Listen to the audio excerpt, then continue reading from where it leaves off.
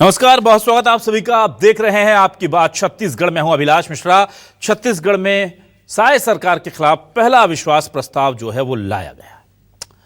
कांग्रेस का कहना है कि बहुत सारे ऐसे बिंदु हैं, 2 4 10 नहीं सैकड़ों, जिसकी वजह से हम सरकार पर अविश्वास जताते हैं और सरकार के खिलाफ अविश्वास प्रस्ताव लेकर आते हैं।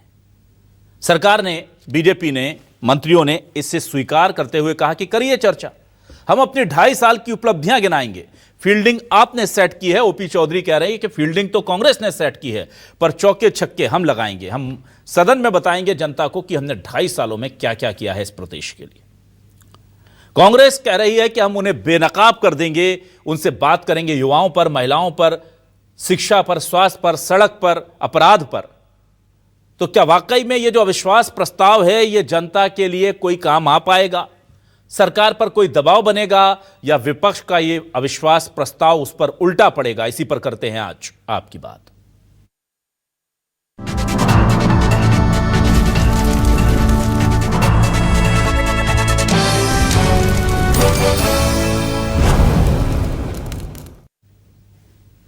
और आइए सबसे पहले आपको कांग्रेस और बीजेपी के विधायकों ने आज क्या कहा है। मंत्री ओपी चौधरी ने किस तरह से बचाव किया है और अविश्वास प्रस्ताव के लिए बताया है कि हम उसको यूज कर करके जनता तक अपनी बातों को पहुंचा देंगे। कांग्रेस से विधायक जो हैं वो क्या कह रहे हैं, जरा सुनिए।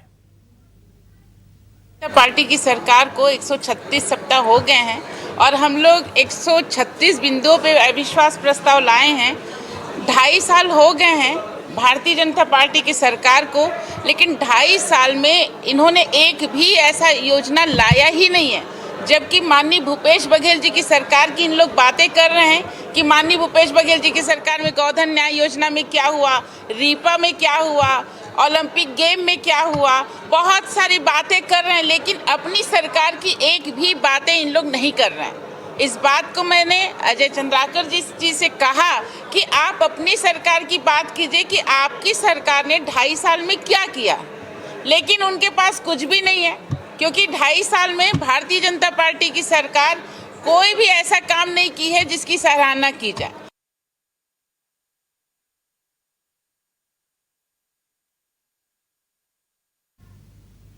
और आइए अब सीधे रुख करते हैं सवालों का। सवाल लेकर आ रहे हैं आपके टेलीविजन स्क्रीन पर। यह रहा सवाल आपके सामने। सवाल देखिए हमारे क्या हैं आज। सवाल जो है वो जुड़े हुए हैं इस अविश्वास प्रस्ताव से। सवाल कह रहे हैं, अविश्वास प्रस्ताव से घिरेगी बीजेपी की सरकार, कांग्रेस का वार कितना असरदार? महतारी बंधन, अवैध खनन, धान खरीदी पर जमकर हंगामा, विपक्ष के आक्रमण से कितनी बढ़ेगी बीजेपी की चिंता? ओपी चौधरी बोले 2.5 साल के विकास के काम गिनाएंगे, आम लोग किस पर यकीन कर पाएंगे? छत्तीसगढ़ सरकार के खिलाफ अविश्वास प्रस्ताव, किसान, युवा, आदिवासी, महिला के मामले पर कितना बनेगा दबाव?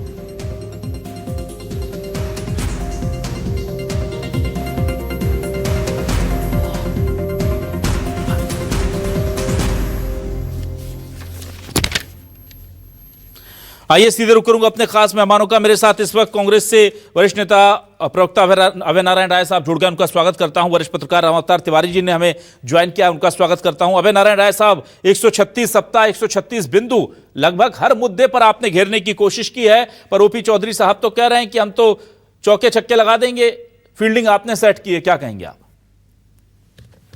अभिलाष जी, निश्चित रूप से ये 2.5 साल की सरकार 135 सप्ताह पूरे हो चुके हैं। 136 सप्ताह, लगभग 136 मुद्दे पर नेता प्रतिपक्ष डॉक्टर चरणदास महंत ने सदन में विश्वास प्रस्ताव पेश किया है, जिस पर आज चर्चा हो रही है। तमाम वो मुद्दे जिसपे हम स्थगन लाते हैं, तमाम वो मुद्दे जिसपे हम ध्यानाकर्षण करते हैं, लेकिन ये सरकार न तो ध्यानाकर्षण में कोई बात सुनती है, न स्थगन को आग्रह करती है। तो आखिर अविश्वास प्रस्ताव के रास्ते हमको तमाम उन मुद्दे को लाने पड़े जिसको छत्तीसगढ़ की जनता भुगत रही है, जिसको छत्तीसगढ़ की जनता अपने आप को ठगा महसूस कर रही है कि हमने किन बिंदुओं पर इनको लाया था और ये अब काम किसके लिए कर रहे हैं। छत्तीसगढ़ की जनता ने जो जनादेश दिया, उनको सत्ता में भारतीय जनता पार्टी को सत्ता दिया और कांग्रेस को विपक्ष दिया। हम विपक्ष के रूप में अपनी भूमिका सड़क से लेकर सदन तक लगातार उन बिंदुओं को उठाते हैं। आज हरदो कटाई की बात कर लें, रेत खनन की बात कर लें, खनिज संसाधनों के खनन की बात कर लें, अवैध खनन तक तो बात ठीक थी, अब अवैध खनन को लेकर हत्याएं होने लग गई। रेत माफिया दूसरे को जिंदा जला देता है सरकार के सामने, पुलिस के सामने, और उसके बाद चैलेंज करके छाती ठोक कर जाकर थाने में हाजिर होता है कि हमको कुछ नहीं होगा। ठीक। तमाम तरह की घटनाओं में पंच सरपंच जो रेत खनन जिन गांवों में होता है, अगर सरपंच रोकने का काम करता है तो सरपंच को मारा जाता है। वन विभाग में जहां खनन हो रहा है, वन विभाग के अधिकारियों को मारा जा रहा है। तमाम तरह के खनन माफिया इस सरकार में है। और जहां तक जंगल कटाई का सवाल है, 2022 में जो विधानसभा में प्रस्ताव आया था, सर्वसम्मति से पास हुआ था, उसका उल्लंघन खुद ही सरकार कर रही है, जिसको लेके आई, जिस पर बहस की और बात की। आज हरदो जंगल के 15,000 पेड़ तो बलि चढ़ चुके और लाखों पेड़ बलि चढ़ने के कगार पे हैं। तो ये सरकार अपने मित्र उद्योगपतियों के लिए काम कर रही है। बेरोजगारी का आलम, महंगाई का आलम, बलौदा बाजार में जो घटनाएं घटी, कलेक्टर और एसपी कार्यालय सुरक्षित नहीं है, महिलाएं बस स्टैंड में सुरक्षित नहीं है, बच्चियां हॉस्टल में सुरक्षित नहीं है। इन तमाम मुद्दों को इकट्ठा करके, और जो अभी हाल ही में नकटी गांव में जिस तरह गांव को बुलडोजर चला के उजाड़ दिया गया, सिर्फ इसलिए कि माननीयों के आवास बनाए जाएंगे, वो भी आवास अब खारिज किया जा रहा है। तो आखिर किस उद्योगपति के लिए उजाड़ा गया, किसके लिए उजाड़ा गया? बस्तर में धर्मांतरित और गैर धर्मांतरित का नारा देकर वहां मणिपुर की स्थिति पैदा कर दी गई है। आदिवासी अपने जंगल में महफूज नहीं है। जो कांग्रेस सरकार ने योजनाएं चालू की थी, जिसमें गौठान की योजना थी, नरवा घुरवा बारी की योजना थी, रीपा और यूपा की योजना थी, उन तमाम योजनाओं को तो बंद कर दिया गया। लेकिन उसके विकल्प के रूप में आज गाय सड़कों पर है, गौ माता गौधाम का नाम पे जाके वहां भूख मर रही है।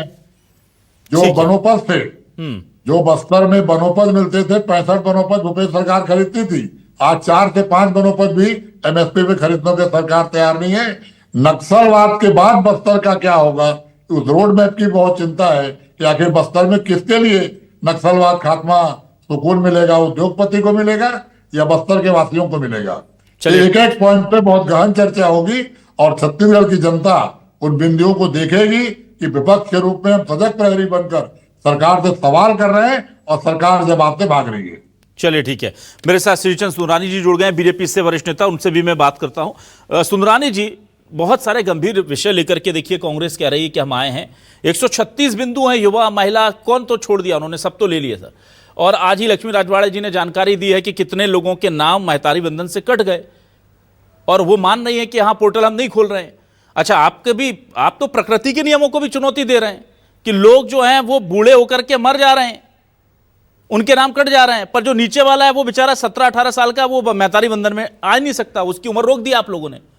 कुदरत को भी आप लोग मात दे रहे हैं सर। तो ये इतना विरोधाभास दिख रहा है, ये आप ऑन पेपर कैसे वहां पर या रिकॉर्ड के जरिए कैसे प्रूव करेंगे? क्योंकि पहला आज महतारी बंधन में मैं देख रहा था कि वो स्वीकार करना पड़ा कि हाँ भाई हमने नाम तो काट दिए पर जोड़े नहीं। कैसे चलेगा सर?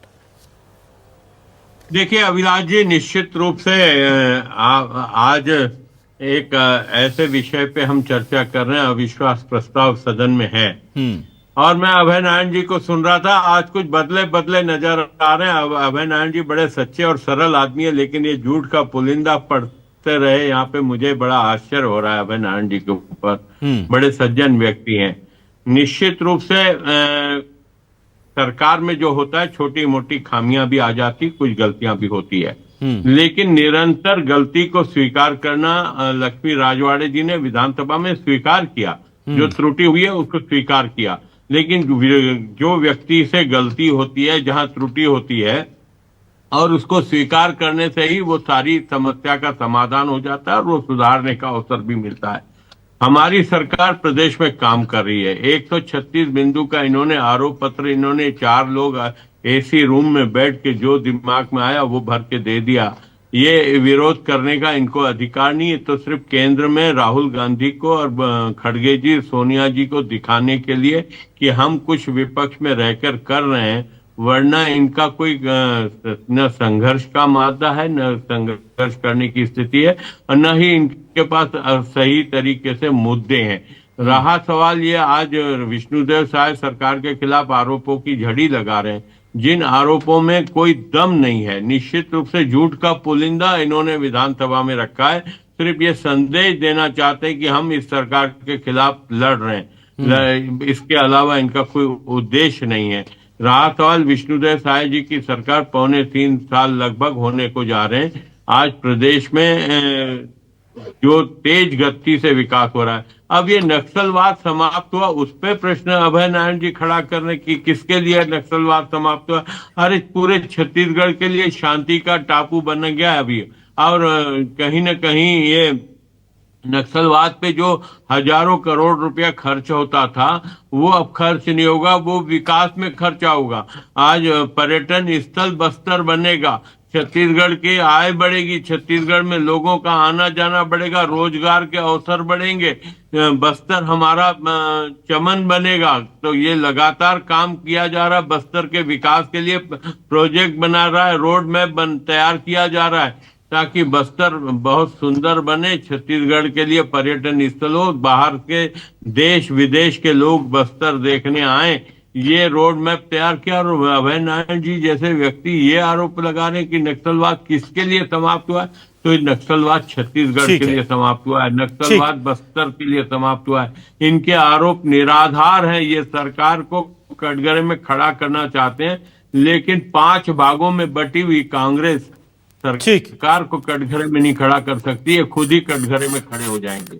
ठीक है, चलिए मैं राम अवतार तिवारी जी हमारे साथ वरिष्ठ पत्रकार जुड़े हुए, उनके पास आता हूं। तिवारी जी, ये जो अविश्वास प्रस्ताव लाया गया है, मेरे पास पूरी सूची थी कि ऐसे अविश्वास प्रस्तावों का हश्र क्या होता है, लेकिन हाँ, सरकार को एक इंटरस्पोक करने के लिए, अंतर अध्ययन करने के लिए और विपक्ष को अपनी मजबूती तलाशने के लिए कि वो फैक्ट के साथ कितना पुख्ता घेरने की तैयारी करता है, उसके लिए इंपॉर्टेंट है। क्या आपको लग रहा है कांग्रेस अपने मकसद में कामयाब हो पाएगी या बीजेपी को बहुत ज्यादा फर्क नहीं पड़ेगा? कैसी तैयारी लग रही है दोनों की आपको? देखिए, छत्तीसगढ़ विधानसभा प्रदेश की सबसे बड़ी पंचायत है, तो जनता से जुड़े जो मुद्दे हैं, जनता की जो समस्याएं हैं, उस पर विचार विमर्श करने का सबसे बढ़िया मंच है, सबसे सही समय है।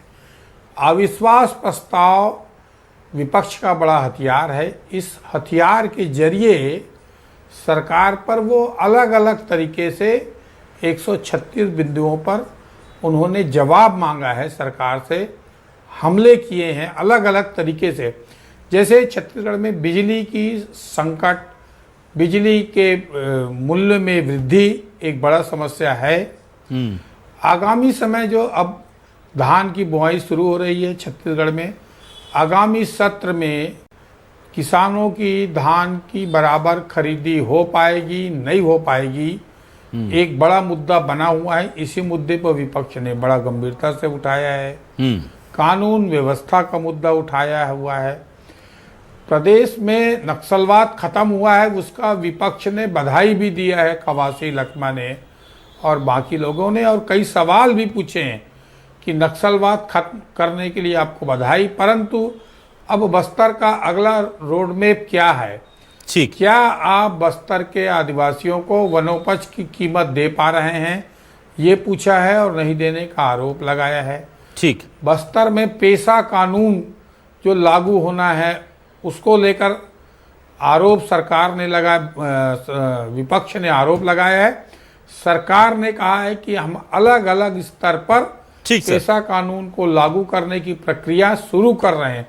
जो जल जंगल जमीन की जो बात आदिवासियों की, बस्तर की, सरगुजा की जाती है, उसके लिए पेशा कानून बहुत जरूरी है। तो उसको लागू करने के लिए सरकार ने कटिबद्धता बताया। विपक्ष ने आरोप लगाया कि आपने नहीं किया। तो कई ऐसे चीजों के बड़े बड़े सवाल आएंगे, जैसे महतारी वंदन है। महतारी वंदन के लिए आज वो है कि पोर्टल नहीं खुल रहा है, क्योंकि इन दौरान जो है 2.5 साल में बहुत सारे महिलाएं शादी हो गया, ठीक सर, बहू बन गई, परिवार बढ़ गया, अब उनका नाम जुड़ेगा या नहीं जुड़ेगा, ये सवाल है। क्यों नहीं जुड़ रहा है? तो ऐसे जैसे शिक्षा व्यवस्था है, उसकी हालत कैसे सुधरेगी? ठीक सर। बस्तर से लेकर मैदानी इलाकों तक स्वामी आत्मानंद स्कूलों की क्या हालत है? तमाम ऐसे ज्वलंत मुद्दों पर सवाल उठाया विपक्ष ने।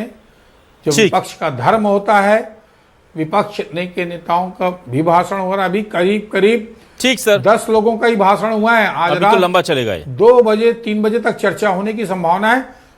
ठीक 4 मंत्रियों ने बोल पाया है, बस ठीक है। 4 विपक्ष के नेताओं ने बोल पाया, तो अभी ठीक है। ये बहस लंबी रात तक चलेगी ऐसी संभावना है। तो इसके बीच जो मंथन ठीक है होगा, सर। मंथन में क्या निकलता है जनता के हितों के लिए, जनता ठीक का है सर, फायदे सर का ठीक किस तरह से है, वादा आऊंगा करती है रामअवतार तिवारी जी सरकार, आपके पास जी। जनता की समस्याएं कैसे हल पर पाए, जो उनके ठीक।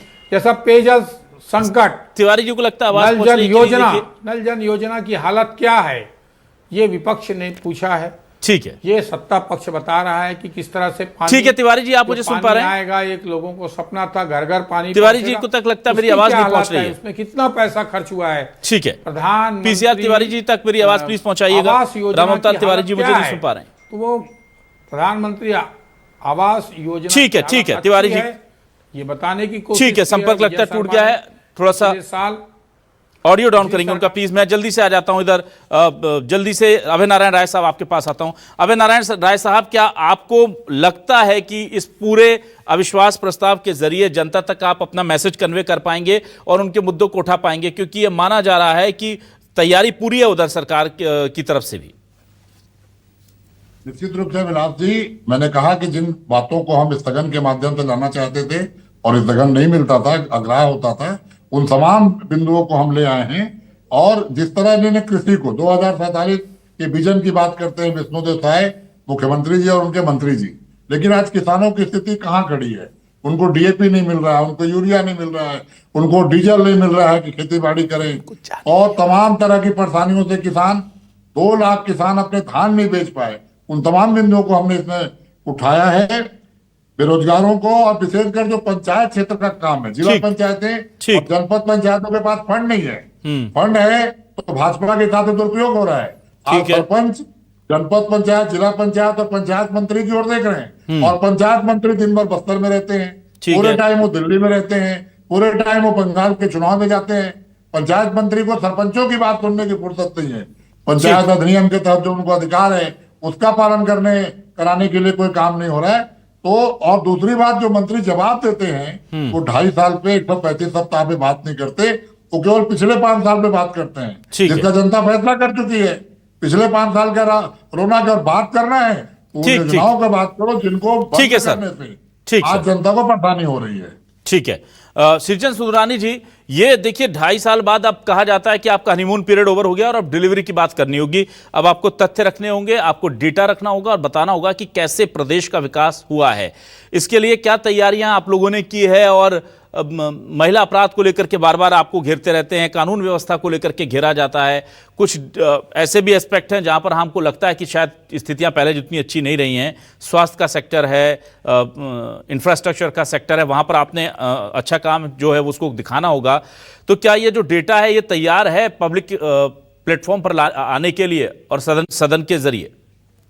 निश्चित रूप से अभिलाष जी, हमारे मंत्रियों ने जो काम किया, हमारी सरकार ने जो काम किया, माननीय मुख्यमंत्री जी ने जो पूरा कसावट के साथ, प्रशासनिक कसावट के साथ काम किया है, यहाँ पे गरीबों के लिए योजना बनाकर प्रधानमंत्री आवास से लेकर महतारी वंदन योजना तक, या तेंदुपत्ता तोड़ने वालों को 5500 रुपये प्रति मानक बोरा देने की बात हो, या 3100 रुपये में धान खरीदने की बात, तो इसके अलावा सड़कों का जाल बिछाने की बात हो, गली मोहल्ले में विकास की बात, पानी पहुंचाने का काम, ये सारे डाटा हमारे पास हैं। हमारे मंत्री, हमारे सरकार के नुमाइंदे सारा जवाब विधानसभा में देंगे। कांग्रेस के 136 प्रश्न जितने भी हैं उसमें अधिकांश में कोई दम नहीं है। 2-4 प्रश्नों में अगर दम होगा उसका जवाब हमारे मंत्री लोग वहां पे दे रहे हैं और ढंग से जवाब दे रहे हैं।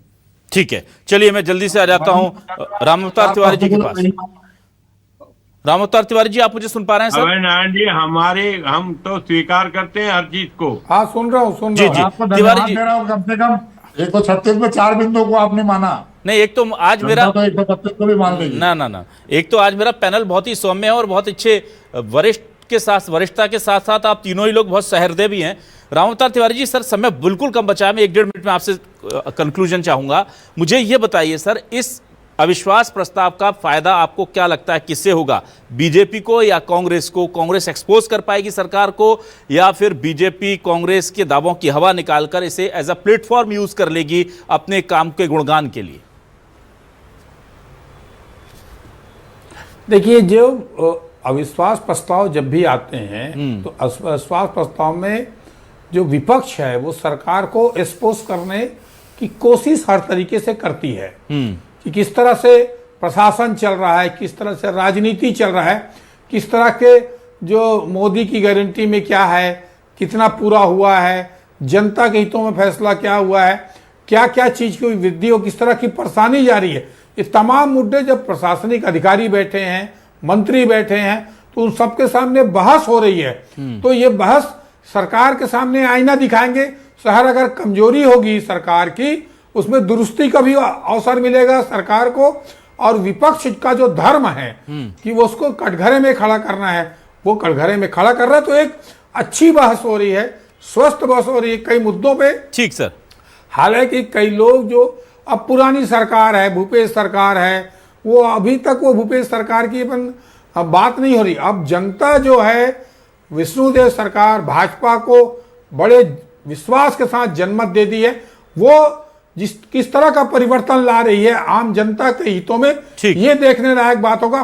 किस तरह के प्रशासनिक सुधार आ सकते हैं, कई खामियां हैं, उन खामियों को दुरुस्ती का सही वक्त है सरकार के सामने भी, और विपक्ष को भी सब चीज समझ आ जाएगा कि क्या चीजें निकल के आ रही है और क्या रणनीति बनना चाहिए इसके बाद। ठीक है, तो कुल मिलाकर के अविश्वास प्रस्ताव को कौन भुनाएगा ये तो वक्त बताएगा, लेकिन क्या जो भी सच कागजों में छिपा है, जमीनी हकीकत कुछ और है, आंकड़े कुछ और हैं, या सरकार ने वाकई में बहुत अच्छा काम किया है और विपक्ष आरोप लगा रहा है, वो तथ्य वो सच भी क्या जनता के सामने आएगा, ये बड़ा सवाल है। प्रश्न किस तरह से पूछे जाते हैं ये भी अपने आप में, जो ये मेरे जो तीनों वरिष्ठ मेहमान बैठे हुए हैं बहुत अच्छे से जानते हैं कि अगर प्रश्न पूछने का तरीका बहुत अच्छा होता है तो ऐसी ऐसी जानकारियां निकल करके पब्लिक फोरम में आ जाती हैं जो सरकारों को बना या बिगाड़ सकती हैं, जो सरकारों की इमेज को बनाया बिगाड़ सकती हैं।